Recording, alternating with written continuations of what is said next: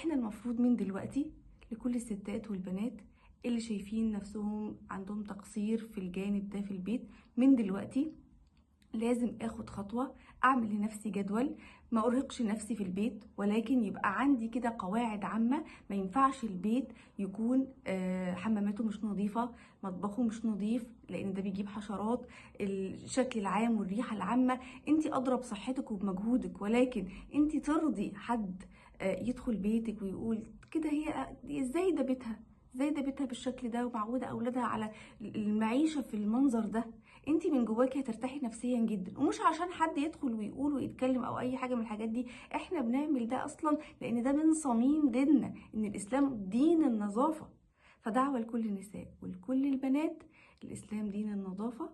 زي ما قلت في الحديث النبوي ان الله سبحانه وتعالى نظيف يحب النظافه.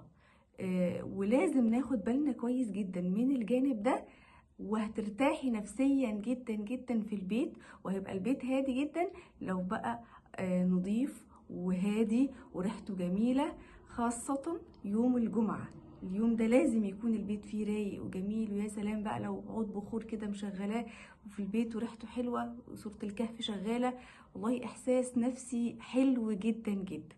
الإسلام دين النظافة، وبالتالي احنا لازم تكون بيوتنا قبلة للمسلمين وتكون نظيفة.